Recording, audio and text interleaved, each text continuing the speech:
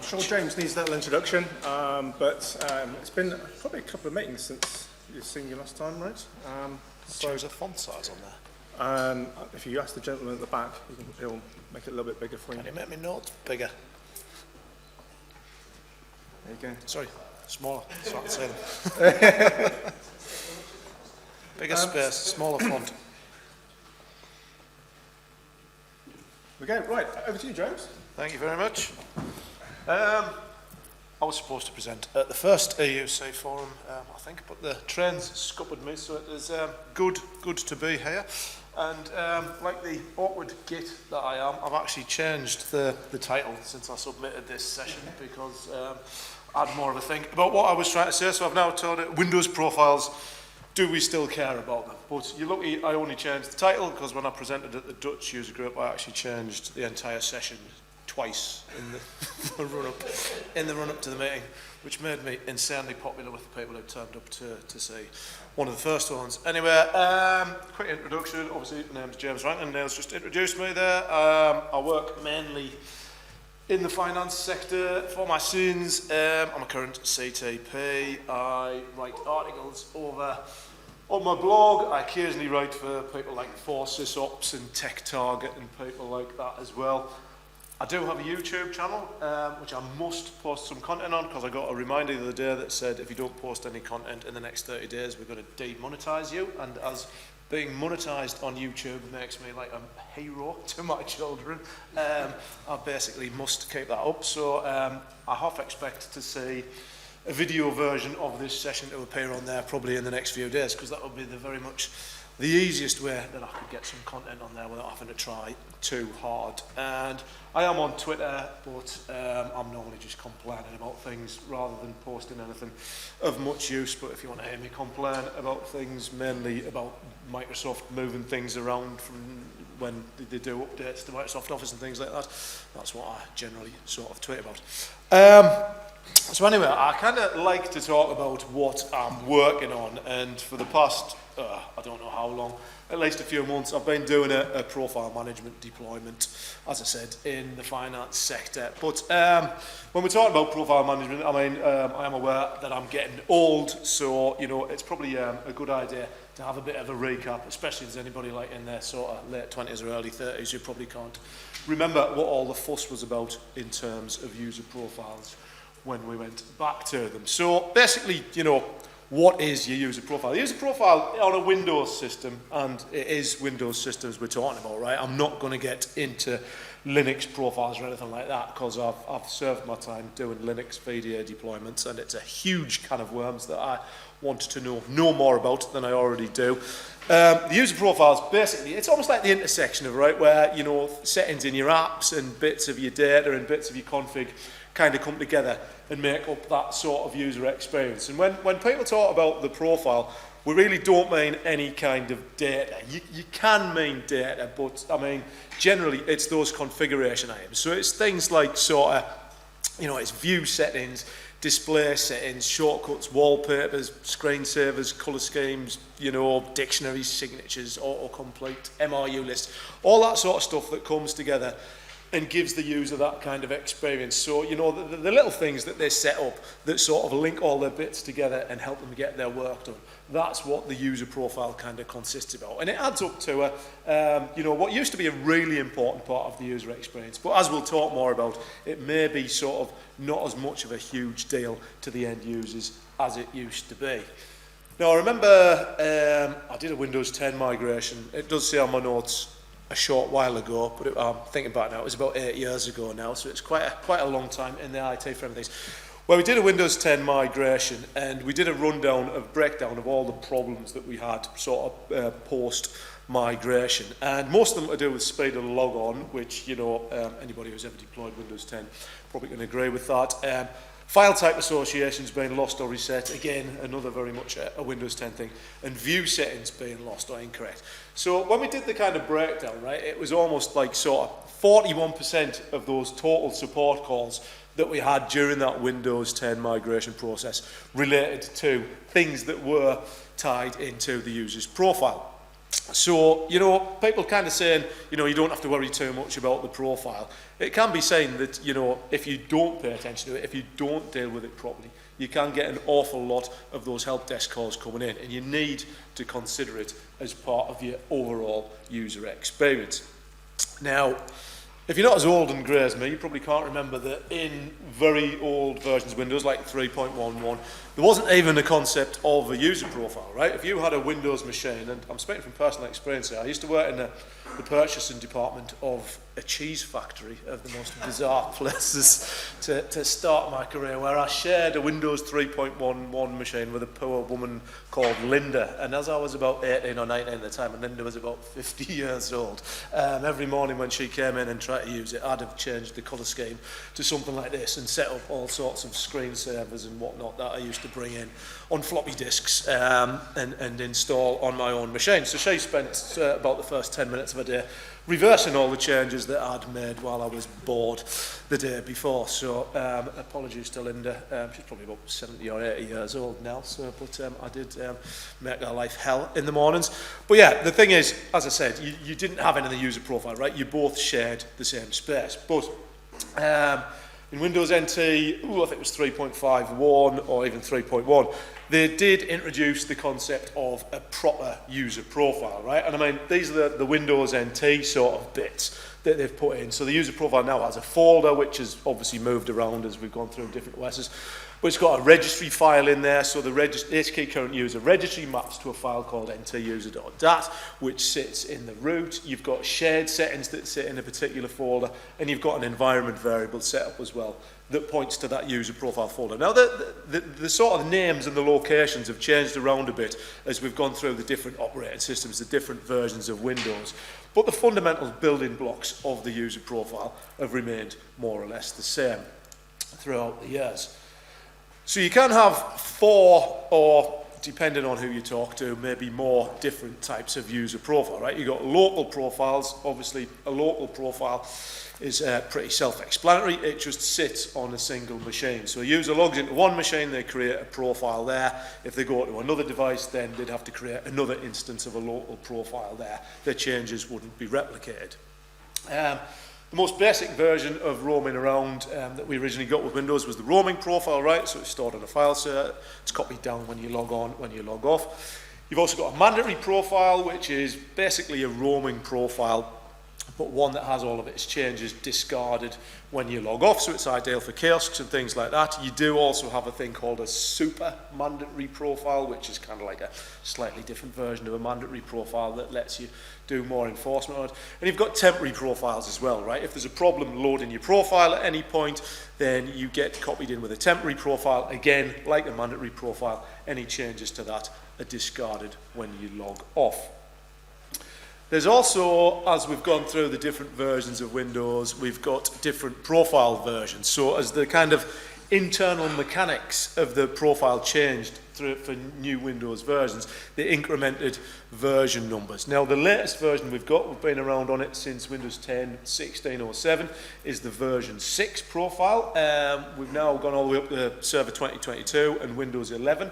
We haven't incremented that any further, so probably they'll go ahead and do it pretty quickly. Now that I've said it seems to be pretty settled for now, and we might not move on any further.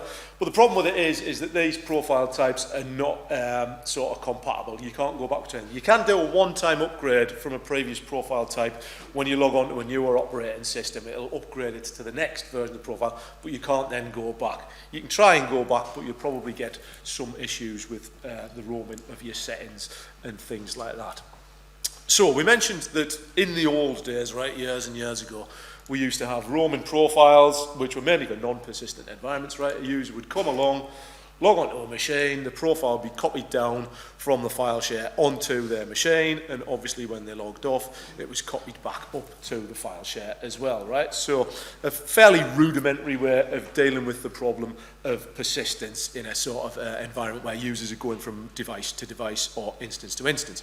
Now, the obvious drawbacks with a roaming profile, as we all probably know, especially those of us over a certain age, is that large files, and particularly large numbers of small files, give it serious problems. If you want to quite spectacularly break a machine, give it a roaming profile folder and put about 10,000 1 kilobyte files in there. You basically won't be able to log on at all without switching the machine off. It completely dies, which is probably more an NTFS kind of limitation than anything else. There's also the issue that a roaming profile in its default configuration only captures the contents of the app data roaming folder, right? It ignores the other folders in app data, which are the app data local folder and the app data local folder. And these days, a lot of stuff is particularly found in that local folder as well, a lot of permanent data. You can hack the registry to get around this, but it's probably unsupported and it's quite messy from a management perspective. So not really a kind of enterprise class sort of solution. So obviously, to get around this, everybody kind of adopted folder redirection instead, right, along with roaming profiles. So this avoided the copying in and copying out of lots and lots of little files or lots of big files, and anything that contained lots of files, particular special folders like app data, like desktop, like documents, pictures, things like that, were just redirected to a UNC path, right, and you didn't need to copy them in and out. Now, the obvious problem with this is if you then lose the network connection to that share, you're going to lose all of those files that are in there. But there were other problems introduced as well, particularly if you were doing things like redirecting app data, where you got all sorts of oddities with applications crashing and poor in-session performance and things like that. So basically, we got rid of all those log-on drags and log-off drags as it was copying all the files up and down, and we replaced them with, you know, occasional application instability and things like that. It was a better solution, but not a hugely better solution. I mean, even today, even if you're running on sort of a high-performance SMB share, I mean, if you look in Citrix or kind of virtual environments, if you redirect the desktop, for instance, which a lot of people commonly do, and you've got a lot of stuff on the desktop, so you'll often see big spikes in CPU and performance as it tries to enumerate everything from that network share over and over again. I think it's every time you interact with it, it'll try and do it. So, again, as I say, it got around some of the problems that we had by being aggressive with your folder redirection, but it also introduced some more of your own. And I think if you roll back to about 2008 through about 2013-ish time, to get around these problems that were caused by folder redirection and roaming profiles, we saw a big sort of uptick in technology like Ivanti, which was obviously AppSense at the time. There were others in there like Res and Sense and a few other people. And I think you could say arguably AppSense or Ivanti was the leader in this trend for a time. They appeared in a vast amount of Citrix deployments, they still do. So instead of copying in and out all of those settings that a user required at log on and log off, backed up by your redirected folders, the user settings were instead applied kind of just in time, right? So each set of settings for each application or for the OS were basically injected in at the right time so that the user would start an application and the settings, the registry keys, the file and folder entries would then come down. And they weren't being copied directly down from SMB shares either. They were streamed via HTTP or HTTPS from an SQL database which ran in the background, and each application could then even run in its own kind of virtual session, right? So it was almost running independently of the underlying operating system itself. Now, these methods were actually very, very efficient from a kind of performance perspective. And, you know, they got around a lot of those issues. You didn't have the big log on and log off times. You didn't have the problems with application instability. You could have applications running integrated with each other, or you could have them completely separated as well. However, there are also with this obvious drawbacks. You can tell by the complicatedness of that diagram there that it was quite a complex solution. You had web services in there, databases, load balancers. You then had to, there was also a big management overhead as you had to go in and configure each application individually. So, you know, when you were onboarding a new application, you'd have to find out where it wrote to in the registry, where it wrote to in the file system. Was it, you know, related to particular operating systems and things like that? Package all that together. I think one of the biggest gripes that I always had, and probably still do with the likes of Ivanti, is that you can't just turn it on and say, right, go and capture everything for me, and then I'll tune it down, you know, sort of trim it down afterwards. You had to tell it every little bit that it needed to capture, and it was very much a pain in the backside like that. So, as I said, a very good solution from terms of efficiency and, you know, how it would perform, but with a big management overhead, I think what we tend to find with Ivanti, and I still do today, is that a lot of your problems coming in that would normally be dealt with by sort of level 1 and level 2 support people had to go up to level 3 or even level 4 engineers to be solved. So it did have a very sort of big total cost of ownership attached to it. So I think, if my memory serves me right, probably about 2013, 2014 sort of time, you had a bit of another sort of flipping it all on its head. So we went away from the very complicated sort of Ivanti type of solutions to FSLogix as they came along. I would say FSLogix were probably the first to do a VHD, but I think people at Liquidware might disagree with me because I'm sure they had profile disk before FSLogix came up with profile containers. But FSLogix certainly did become the sort of best known for doing this. So basically all you did with FSLogix, instead of having all these, you know, defining all of your applications and telling it what to capture and what not to capture, it basically just whacked in a VHD with some secret source over the top and mounted the entire user profile right from the root out to a network location. And this was really, really great because the session still saw it as local storage, right? So it got none of the sort of drawbacks that you would with like sort of roaming profiles and things like that, that it couldn't address them in a particular way. Also, it captured absolutely everything, but it captured it into a single file, so you didn't get any of those problems that you would get with hundreds and thousands of files effectively being copied backwards and forwards. It just addressed them all as a single file. You could, I mean, if you took a 30 megabyte VHDX and a 300 gigabyte VHDX, you would really not see a lot of difference at all in the time it took them to mount. Certainly not enough that a user would notice a huge difference in their logon times or anything like that. And I think the main draw for it, especially for people who were used to dealing with the likes of Ivanti that was very complicated, along came FSLogix and all of a sudden it was all very, very simple, right? You just basically said, right, grab the user profile. If there's something in there that, you know, maybe you don't want in there, you can filter that out later on. But as far as setting it up and getting it in there, it was so easy to do. And I mean, it still is today, right? I mean, if I've got to set something up quickly, the likes of FSLogix I'll always put in there. For non-persistent environment, they're ideal. What they also did was they offered like a cut down version of it as well, so you could do the Office container, which brought the benefits of that VHD mount for things like Teams caches, OneDrive caches, OST files, and that was obviously aimed at people who were already invested into technology like Ivanti, who just wanted to use that kind of VHD capability alongside that. The other thing was, as we went more and more sort of forwards with FSLogix-based deployments, the sort of drawbacks and limitations eventually appeared. The biggest one is that people you know, obviously ended up using lots of storage, which for people who were used to using the likes of Ivanti and being able to tell it exactly what they wanted to save, it was a bit of a sort of a culture shock. I've seen a lot of people getting very aggressive with trying to exclude things from FSLogix profiles where possibly they shouldn't. Obviously, you know, unlike the likes of Ivanti where you could mix and match settings across different operating system versions, FSLogix profiles were very much limited to the particular profile version. So if you wanted to share any of these settings across operating systems, you couldn't. They're always very sensitive to latency as well. You know, if you've tried doing FSLogix deployment with more than 3 milliseconds latency to the file store where you're storing them, you will see a bit of a performance hit. And when it comes to, you know, multiple session access and published app environments and things like that, they always were a bit troublesome. I mean, the settings were always there that allowed you to do it, but it never felt like such a sort of slick sort of solution when you had users running lots and lots of different sessions at the same time, especially mixes of desktops and published apps there as well.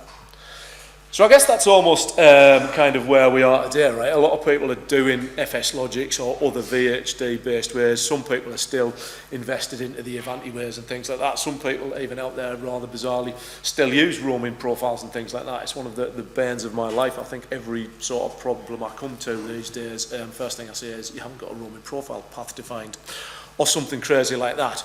But I think we need to take a quick think and say what is, you know, where is the user profile going as a concept, right? Because Microsoft seem to have kind of started the move away from the user profile towards more of what you might call, you know, a mobile app way. I mean, everybody knows you've got a mobile phone, right? You get a new mobile phone, you log into your apps, and most of the stuff is held on the back end, right? It just all syncs back down, apart from all your authenticator apps, which is really, really annoying if you've got tons of them like I have. But I mean, that's the sort of model they're moving towards. And because Microsoft are now putting in a subscription model, right, with everything, you know, sitting on the cloud back end, it becomes much easier. I mean, if you're an Office 365 user, you probably noticed recently that signatures are now stored on the Office 365 back end as well, right? So you just go along, you log into Office, and all of your Outlook stuff is there. Things like NK2 files for autocomplete and things like that, they all roam around with you.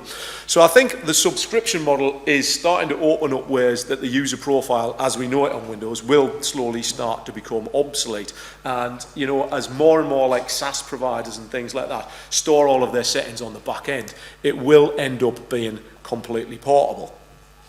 However, I don't think it's going to get there yet, right? So, I mean, the bigger apps, like the Offices and the things like that, right, the vendors that are quite big and have a lot of capability, they'll become self-contained more quickly. I think more cynically than anything else, if you think, because they want to shift you to that subscription model, right? They want to be holding your data and your config items to try and tie you in. But I think, especially if you work in a medium or a larger scale environment, right, you still have a lot of diverse, and when I say diverse, I probably mean old and kind of legacy sort of technical debt sort of apps. You have a lot of that stuff in there.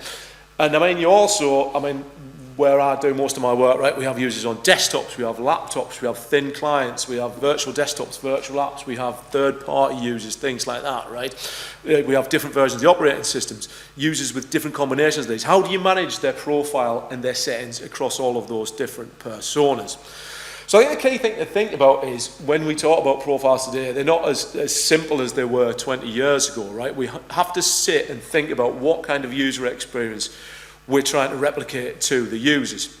Now, there used to be a sort of school of thought that says, yeah, and I've seen it in a lot of design documents that says we must have the exact same experience for our users across all of their devices. And I mean, they're talking about going down to where their icons are on the screen, right? And this is a very noble goal. And when I worked at Durham University, I actually was told to do this and I did it. And I remember a guy who sat behind me, his desktop broke and he got it back and everything came back exactly the same way. And he was so impressed with it. He was absolutely over the moon, right? But the thing is, I mean, is that really required, right? Because the amount of effort it took to get to the stage where his icons would appear in the exact same places and everything was configured exactly the same was considerable. And there was always the chance that he might not even have noticed, right, if he hadn't been paying attention. And you've got to think now, you know, users have so many different devices. I mean, I've got a lab machine in my office, right, that's got all of my Hyper-V instances on there. Would I want to be replicating, I mean, that app's not even installed on my laptop, right? So would I want all of that stuff replicated out there? You wouldn't, right? You've got to look at the requirements you've got. But on the flip side, what I do find great is, you know, when I sign into Office on my desktop and then I bring my laptop out like I have today, and everything that I was working on recently within Office is all still there, right? So that little sort of light sprinkling of stuff there is really good from a productivity point of view. So I think what you've got to look at is each of your use cases in itself and say, what do I need to do from a profile management? If you're doing like sort of pure non-persistent virtual desktops, then, you know, dragging around the whole profile for those users is a must, right? You know, you've got to have that there. At least most of it, you've got to have it there. Otherwise, you know, their sessions are going to be completely useless. But other users, you know, users who are jumping from device to device, users who have certain particular requirements on certain particular devices, you've got to take all of that into there. So you've got to somehow flesh all of this out into a set of working patterns and user personas and decide whether you want to go heavy or whether you want to go just light or even not at all on the profile management side of things. So when I was doing the kind of work that I've just talked about, right, with all of these different requirements and different user patterns, I found that, you know, trying to find a single solution to the requirements that I was coming out with was quite difficult, because for years I've been a big advocate of FSLogix, but FSLogix wasn't actually ticking some of the boxes that I required. And the thing is with FSLogix, which I'm a bit disappointed to say, but I know all the people feel the same as well, is especially with the latest release, it was the first time I'd ever backed out a version of FSLogix for the simple reason that we deployed it and it broke. All of a sudden I got everybody saying to me, why do I have to log into Teams every morning now? Have you changed something? And I was like, well, no, not really, but it's obviously something that's happened on the FSLogix side. And I mean, that's a shame really, because I've done stacks of deployments with it. So I ended up going back and looking at Citrix User Profile Management, which, to be honest, I hadn't looked at, not in any depth, for quite a long time. And I was quite surprised by how much it had evolved, particularly in the last sort of couple of years or so. So one of the things I always remember about UPM is UPM is, I mean, it's not as easy to deploy as FSLogix, right? But it's nowhere near as hard to deploy as the likes of AppSense. And it is pretty straightforward, right? All you need is an SMB share, which goes in the cloud on premises wherever you want it to. You've got the UPM agent, which you can install as part of the VDA or not as part of the VDA. You can install it separately, you know, and all you do is configure it through policies either in AD or in Citrix Studio as well. What you can do is you can, you know, if you're on an LTSR release of the VDA, you can have the 19, you know, like for instance the 1912 LTSR as the VDA, and you can install a newer version of the UPM agent. I'm not entirely sure how that sits from a support perspective if you sort of mix and match the CR and the LTSR around that. Having said that, I've done it plenty of times and nobody at Citrix has ever pulled me up about it particularly. You can install it on physical systems as well, right? As long as you've got current, I think it's CSS with Citrix. It's a Windows profile management thing. It's not particularly limited to sort of virtual desktops or virtual apps. So as I say, all you need to do is get the agent installed on there, have an SMB share set up, have a way of deploying the policies that drive it, and off you go. It's easy enough to get it up and running in a very simple format. But one of the best things I think that UPM has done, right, is that it's gone down the route that FSLogix and others have taken, and it's now got the containers in there as well, which also, this came in version 2009, and it now can be skinned anywhere you want. You can either capture the full profile, you know, so like the profile container method, you can just say grab everything from the user profile, or you can tell it to just grab specific folders. Now, in FSLogix, if you know FSLogix, you know, you could do just the Outlook OST file, the Teams cache, the OneDrive cache, and things like that. But you're always limited to that set of folders that FSLogix allowed you to capture separately into the container. Whereas with UPM, you can tell it which folders you want it to capture into the container if you're that way inclined, right? So you've got a lot more granularity around that. It also has the capability, which has just come along in one of the last couple of versions, I can't remember off the top of my head which one it was, is to now do a local cache of the profile container as well, which I think is really great, because that's one thing that always kind of annoyed me a bit about FSLogix. They had cloud cache, but it didn't feel like a true sort of local caching solution. It was always more something that felt like it was designed for coping with short outages and things like that. So I've just been testing the local cache of the container as well. It's got a few kinks in it at the minute, but the UPM team are quite receptive, and hopefully we can get those ironed out. A thing that's worth noticing, and this is a bit of a bugbear that I do have with UPM, is that bits of the functionality sometimes aren't particularly well documented. There is a profile migration feature in UPM, but if you're using containers, if you turn containers on, it'll automatically migrate any local profiles on those machines, whether you've got profile migration turned on or not. So it's just one to be aware of. Won't do roaming profiles, but it will automatically migrate your existing local profiles. But it's great, I think, because UPM, it can still do the file-based model, but it now gives you the option to do either full containers or partial containers, as it were, in there as well. So that was a big step forward for UPM. It also has, I can't remember which version this was, oh, it's on my notes, in version 23.03, you now have native VHD or VHDX compaction, right? And I mean, anybody who's familiar with FSLogix, container solution, again, you know, containers would expand dynamically as you wrote data to them, but obviously they didn't compact dynamically. So what you could end up with is if a user saved a lot of files into their container and then deleted them all, basically you'd be left with a load of wasted space. I know FSLogix has just added this functionality as well. Jim provided that functionality himself for everyone for years and years and years by running scripts. But now, as I say, UPM has added the similar sort of functionality in there as well. What's cool about it is it lets you configure it based around certain parameters, so based on how much free space is there or how many log-offs there are, has been done since the last compaction, or you can combine the two together, right? Hopefully they'll add more sort of triggers to that. What I would like to see added, what I've asked for, is configure a maintenance window to do compaction in, you know, so if a user logs off in X sort of time period or X day period, then run compaction then. But as I say, that's another thing that they've added in, which is a good complement to having a container-based solution. So we talked about the offline resiliency on the containers side with the local cache. Say this was a big thing with my particular use case, was doing offline resiliency. But if you're not using containers, in the file-based version of UPM, you can easily do that network share offline as well, because there's always been a setting in there that just basically says keep a local copy of the profile. In the deployment I've been doing, which is for quite a sensitive bunch of users, you know, any network outage, they want to be continue working. So all that happens is if you lose the connection to the file shares, it simply just runs off the local copy, and when the file share comes back online, it then merges them back in. And like I said, these are sensitive users without calling them out by name. So we've put through this quite a rigorous amount of testing. And it does seem to work quite well. Obviously, you know, if you've got particular applications and multiple sessions, you may occasionally get into a last writer wins scenario with the registry or something like that. But the impact from it, I mean, like I said, these are really sensitive users and they were quite determined to break it. And that side of it worked quite well. So even as I say, if you're not using the containers, you have been able to, for a long time, to be able to give them basic sort of offline resiliency. Now what they also brought along, again, I can't remember which version it is, 2106, there you go, it's written on the screen. You've now got UPM replication, right, which is really, really good as well, because it lets you set up multiple profile stores out of there. So what you do is simply, you define your primary store that your containers or your file-based solution will write to, and then you can define one or as many as you want secondaries for it to write to.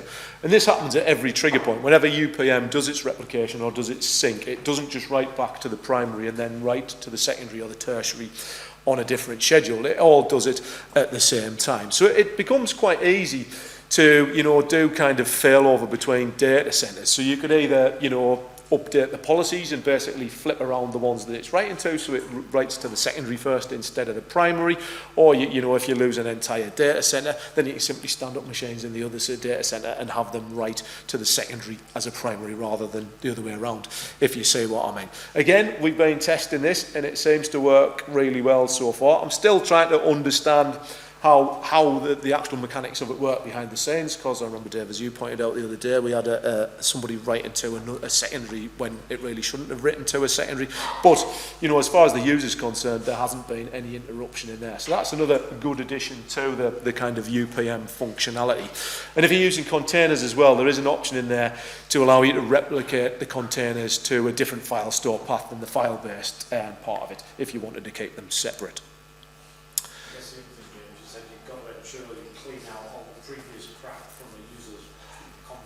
Yes, we did find a bug in the profile migration side of things, which was down to, again, users having Roman profile paths defined, even though the machines they were logging onto were set to use local profiles only. In that exact situation, there was a bug. But Citrix have fixed it now, so that is all good.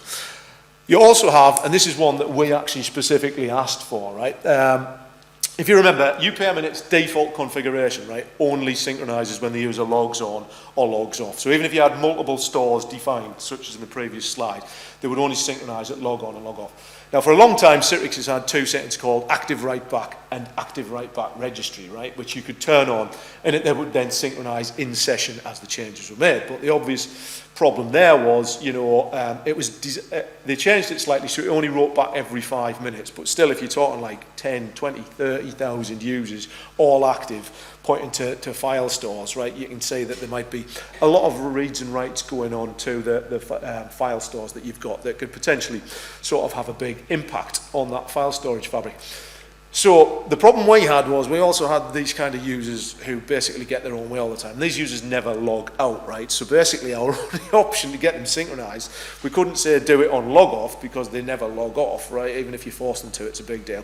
And we didn't want to do it in session all the time, even on a 5-minute interval, because we were worried about the impact on the file servers. So I did suggest to Citrix, I said, can we have it synchronizing when they lock the session, because that generally means that they're either going away or they're going to be idle for some time. And I was very impressed they just went off and did it. So there's now a setting that basically says if you combine it with active write back and active write back registry, it'll only do the write back when your session either locks or your session disconnects, which is absolutely ideal for what we've done. So as I said, a user in its session will only synchronize to the primary, secondary, tertiary, whatever. It'll only do it when the user either logs off, locks their session, or disconnects their session. So that's a really good feature, and the only annoying thing about it is I've now got to go and convince my release management people to upgrade to 2303 VDA, which will probably take me about a year. But yeah, that's another pretty cool feature they've added in. They've also got it's the UPM agent that needs upgrading, but like I said, you've got that then 2 different versions thing, which you know how we're like with security and stuff like that, and then so I've suggested keeping it in lockstep for my sins, which is a different thing to do. Right, from 2209 as well, there's now deduplication built into UPM. When I first saw this feature, and I thought, how many duplicate files are there going to be in the profile of each user? I felt a bit skeptical, but then I spoke to somebody who deployed this, and they said they saved 52% of their file storage, which I found quite astonishing. So I'd like to do the maths on it myself. But basically, the way it works is, right, you've got 2 user stores for each user, right? And then any files that are duplicated between those will point to like, go server share, shared file store. I don't know how it would behave if the shared file store went offline. I don't know whether there'd be any capability to cache that locally. This is another one of that. I'm going to have to understand the mechanics. What I have said to Citrix is it would be really nice if you could have some sort of like tool, maybe in the web tool hub or something like that, that would have a look at your existing user profiles and tell you potentially how much you could save by using dedupe in there. I'm also not sure how it would work if you were doing dedupe at a lower level on the storage as well. But again, it's another feature that people have had a big benefit from it. So it's another thing to be considered, especially if you put a reporting tool in there. That would be great. Now, obviously, now you've got containers in UPM, it's not a one or the other sort of thing, right? So now you can mix the file-based and the container-based settings together, which would give you the best of both worlds, right? Now, you couldn't do this with UPM, with file-based UPM and FSLogix together, because basically they both started fighting over who got the access to the profile. And even though the likes of Ivanti can do bits of containers and bits of files as well, it can't do the kind of the whole profile the way you can with UPM or FSLogix. So what I like to do is, like, you know, you can now try and save some of your settings into the traditional file-based profile, but then you can add specific folders to your containers as well. So the example I've got at the bottom here is where I did a file-based sort of profile managed by UPM, but for stuff that was being problematic, so the Outlook OST, desktop folder, Chrome cache, they were all wrapped up into a VHD, and then it was mixed in with all the other profile settings. Now with FSLogix, you could do a similar thing, but you could only do what FSLogix allowed you to have, which was OneDrive, Teams, Outlook, OneNote, I think, as well. Whereas with UPM, you can tell it which folders you want to go in there. Obviously, some folders are a bit funny, for want of a more technical term, such as OneDrive folders and things like that. I was going to stick another slide in here about this, but Neil demanded my session off me before I got a chance to do it, so I will mention that UPM now has a policy setting that says save the OneDrive into the VHD cache as well. So that's all in there, along with the search database and things like that. So you basically can use the file-based version of UPM and then save other settings into the VHD based on your own granularity and combine them together and kind of get the best of both worlds. Now, the only problem is that I kind of thought you could do a little bit of container inclusions and a little bit of file-based exclusions, give it that way. But I wondered if you could flip that on its head, right, and manage all of your profile, exclude a few bits out of it, and then do that file-based. Now, the annoying thing is you can't do it like that. So what I was trying to solve here was I've got an environment that's got 2012 R2 and Windows 10, and users wanting to share settings between those two environments. Now, I was wondering if we could do it by combining the profile container with file-based UPM. You can't do it like that. You can do it like that, but it's backwards because you've got to tell it what to include in the profile container, which becomes a bit of a management overhead if you're trying to capture 99% of it in the profile container. But what I did forget about was actually, again, another old setting that sits inside of UPM. I mean, it doesn't fail a perfect way of doing it, but it certainly has to do it. It's to use what they call cross-platform settings, right? And all this basically does is UPM invokes Microsoft's UEV engine to save those little bit of settings and then just sprinkles them over the top. So what I did was I captured everything into the UPM container and then used the cross-platform settings, which you have to create XML files like you do in UEV to tell it what registry and what file system entries to save. You know, you use the UEV generator and you just feed those XML files into UPM. So it feels like a little bit of a cop-out, right, that you're kind of using UEV with UPM to drive it. But it did let me achieve what it would do, right? So basically we had a 2012 R2 user profile, a Windows 10 user profile, both of them done in containers, and then the cross-platform settings to grab a few particular apps and then just sprinkle the settings over the top. What I'd really like to see is UPM flip that around so we can say capture everything into the container except X, Y, and Z folders, and then turn on the file-based one to say don't capture anything except X, Y, and Z folders, and that would avoid having to go through the hell of dealing with XML files and the UEV generator and stuff like that. So again, that's another thing that I've suggested to Citrix, and I know I'm getting a bit of a big head thinking they took on one of my suggestions and made it a set, and I'm hoping they're going to do all of them now, but it does sound like a reasonable enough solution. But as I said, you can do it just by leveraging UEV through UPM at the moment. Now, there's also asynchronous GPO support in UPM now, which is something that FSLogix used to have, and then they either broke it or took it out and said it wouldn't be coming back, which was a bit annoying. Now, user group policy processing is done much faster if it runs in asynchronous mode, which basically means it allows the shell to start before the GPO processing's completely finished, which makes the logon seem faster, right?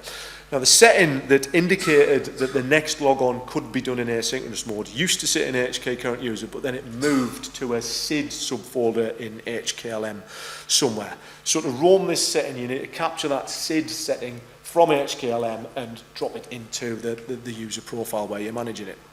It can be done now through UPM, so you simply turn this feature on, which came out in, I can't remember what it is, 2206, there it says on the image, and only thing you have to remember is, in order for this to work, you have to have those two GPOs set as well. Always wait for the network has to be set to disabled, and if you're on RDSH, you have to set the GPO that allows asynchronous user GPO processing as well. But I've tried that, I've tested it, looked at the event logs, and it works exactly as it used to in FSLogix back in version 7949, or whatever it was.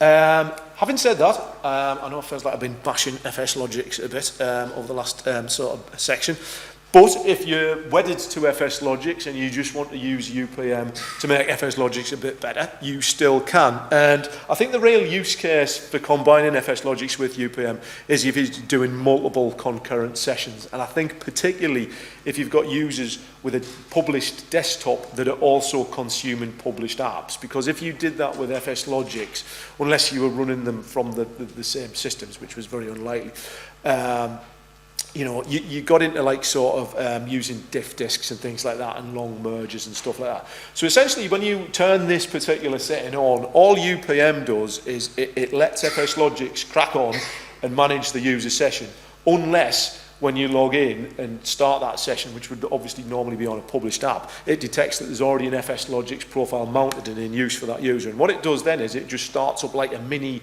UPM session. It saves whatever settings to its traditional file-based engine that you make in that other session, and then when that session finishes, it merges it back into the main FSLogix VHTX. Again, I've tested this out as well. Rather amusingly, I was doing some Avanti work recently, and somebody, which was combined with FSLogix, and somebody said, "You're doing this all wrong, you should follow what it says in this article." And I went, "Well, I wrote that article, right?" So I think if I was going to do it, I would have suggested it myself already if it was the right thing to do. But anyway, yeah, it does work really, really well. As I say, The real use case I see for that is for people who've got published desktops where they're also consuming published apps that are on a different site or farm or something like that, or a different silo of servers. But it works great. And as I say, if you're committed to FSLogix but you just want to enhance its concurrency slightly, then if you've got Citrix UPM entitlement, it's a perfectly valid way to go. Now, another new arrival, this is another 2303, is a thing called App Access Control Rules, which is basically FSLogix app masking, just done by Citrix UPM instead. Now, when they originally brought it out, and I originally tested it, it could only be done via PowerShell, which was a bit horrible. But now they've brought out a tool, a GUI-based tool on the WEM tool hub, which lets you simply do a scan the same way they did in FSLogix and pull out all of the folders and registry settings, and basically allows you to hide apps based around specific filters. So if you've got a golden image that's got a lot of apps installed into it, but for whatever reason you need to restrict the visibility of those apps to certain groups of users or certain processes or whichever way you want to skin it, exactly the same as FSLogix app masking, you can now do it. The only bit that I would say is where it's lacking is it doesn't offer that redirection rule functionality that FSLogix app masking has, which is a bit of a shame because that's possibly the coolest part of the FSLogix app masking. But if you want to do the straight app masking, you can now do that through app access control in UPM as well. The only other new feature that I've got to cover off is enhancement to profile streaming. Used to only be able to stream files, but now you can stream folders as well, basically allowing you to load parts of the profile on demand, kind of a bit like the way Ivanti used to do with that just in time. And you can selectively decide what gets streamed and what doesn't. It's probably more of a benefit for published app environments than published desktops, especially when you need to make sure that remote apps load as quickly as possible. So, what do I like about UPM? Well, I think I'm very big on UPM at the minute because it was, those particular use cases that I had, it ticked all of the boxes. So I was quite struck on it. And what I like is that it's a lot more configurable, right, than FSLogix. You can sort of exclude and include things as you require. You can mix containers with file-based stuff. You can layer those custom folders into the containers. You can sprinkle bits of settings across different OSs. You can do targeted excludes and includes. You've got built-in migration features. You've got offline support. Lots and lots of different ways you can skin it. So it's very much ideal for those kind of diverse estates where you've got a lot of legacy apps or a lot of different personas. I mean, I've got some users with non-persistent virtual desktops, right, with a wide set of apps. So I just use that full container and I use the local cache if I need resilience in there. I've got other persistent desktops with heavy resilience requirements. So I use the full UPM profile with that local copies cached, the replication to the secondary store, large folders redirected to containers, things like that. But I've also got some users that just, run on laptops and desktops and occasionally consume a virtual desktop for whatever reason that they have to, right? And then I just take some core business sort of settings and sprinkle them across the two. It's ideal. So you can skin it in any way you want. What I'm not so keen on in it is, it's not well documented, I think. UPM, I think what you find is sometimes they put settings out there and the descriptions of them, you have to kind of sit there and fathom out what it actually does sometimes. In some cases, I have to go to product management and say, does it do this? Does it do that? I think a case in point is what I talked about, the profile migration feature for containers being automatically on by default. There was no mention of that in the documentation. And it's, there's not a lot of kind of case studies about it, which I think it could benefit from, to say, if you have X requirement, then configure UPM in this way. Sometimes you have to go through and sort of like almost solutionize it yourself a bit to try and work out how you could meet the use cases. Obviously, you've got to pay for it, right? You've got to have the Citrix licensing to do that as well. And another thing that has been a bit of a bugbear for me is that it still struggles with universal Windows platform apps. Hello. Just on that point, it's a good slide, by the way. It's obvious that managing profiles is the way away. Do you know any solution that manages UWP apps in regards to not persistent in every way? I'm just about to say now, FSLogix can do it now. So FSLogix has just introduced that proper roaming of UWP apps. The problem is with UWP apps is that it's mainly when they redeploy themselves, when you roam from machine to machine, that you get issues. So, I mean, obviously my kind of like scorched earth approach to it was to first say, just get rid of them all, right? Or just redeploy them all every time you log in. But the one thing I did find was sticky notes, right? And my users have got an attachment to sticky notes. And the thing is, if they don't sign in, which my users don't, all of the data, all of the notes that they make sits inside that application in the user profile. So what I had to do was I really had to try and faff around with the inclusions and the exclusions. And an important point to mention, actually, there's a policy in UPM called Disable Automatic Configuration. And if you don't enable that, if you're doing Windows 10, even if you do loads of different exclusions and inclusions, it just ignores them and configures itself the way it thinks it should do it. So you spent about a week trying to work out why nothing was working. What I came up with was I basically excluded all the packages folders for the UWP apps. I set the GPO that says allow deployment options into special profiles. So essentially they were redeploying every time I logged in, except for sticky notes, which was the one that my shepherd. Now, touch wood, it seems to be working okay at the minute. But I have just noticed when I was reading Teams earlier on, there's a guy saying, hang on, all my UWP apps have gone blank. So it's clearly not in a great state at the moment. So, you know, again, I have said to Citrix, can we get this properly resolved now? Because you kind of go, FSLogix have done it, so why can't you do it? So hopefully they'll be, I don't know, go in and reverse engineer whatever FSLogix have done and bring it in there. But yeah, UWP apps are still a bit of a pain, which is why I'm hoping UWP apps just go away. Basically would be the easiest solution for it. I know, Teams is starting to look suspiciously like one as well. That's the bit that's worrying me. But, you know, hopefully Citrix will give us a way to solve it. It will be a shame for them to make so much headway and then fall over on another one. So hopefully they will bring it along. But yeah, at the minute, it's a bit... If you get lucky with your configuration, it seems to work okay. But yeah, there's still a pain in the backside. And obviously, kind of what I've forgotten to mention really is that WEM and UPM now sit under the same product group in Citrix, right? And I'm not a big user of WEM, but I know lots of people are. But you can drive all the UPM stuff through WEM as well, right? So you can use the WEM suite to enhance the capabilities. And I think what's good as well is with it being under that kind of WEM product suite is it's getting a lot more attention than it used to. I think UPM sat still for quite a long period of time. But now, you know, over the last year or 18 months, they've really come on and pushed it forwards. And hopefully it's not something that would ever be spun off by Citrix because it's part of the VDA, right? So it should just sit there nicely alongside it. So just summary-wise, I think, you know, it's very important to think about profiles a little bit differently now because, you know, as I say, 15, 20 years ago, you couldn't really get away from them. You had to deal with the user profile. But now, as your applications become more and more modern, slowly all those settings move away at the back end. So it's important to sit down and understand what you need to do. And again, like I said, don't go crazy with user profiles. Don't become obsessed with replicating everything from device to device, because a lot of times it's not even necessary to do that.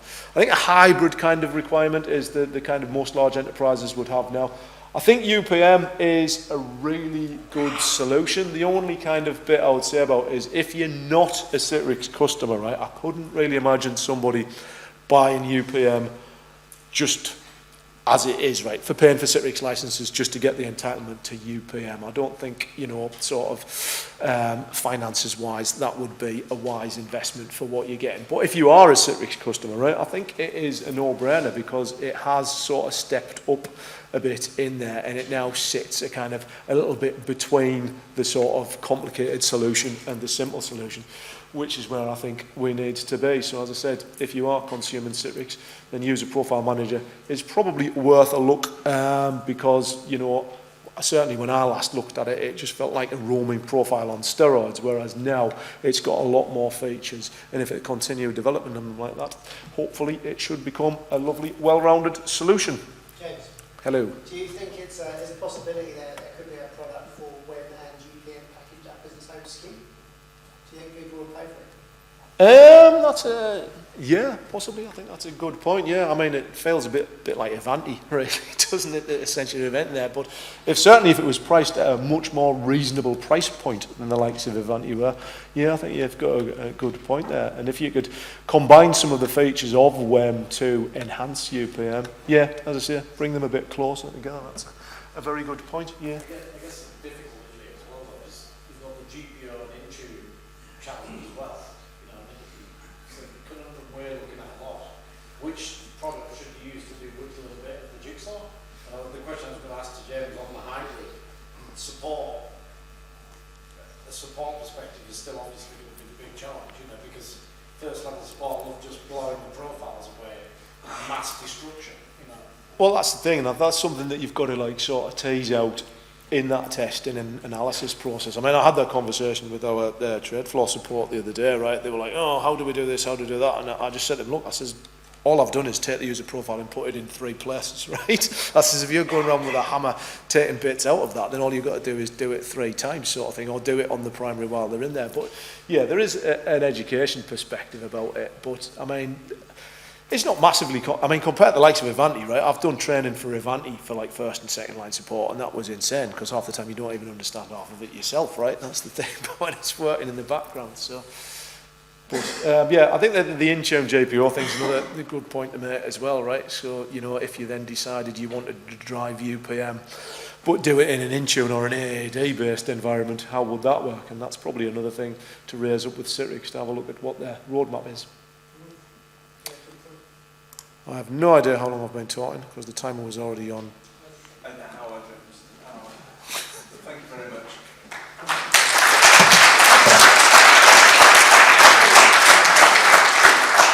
We're going to be around all day, hopefully, so we can talk about them more in the roundtable later.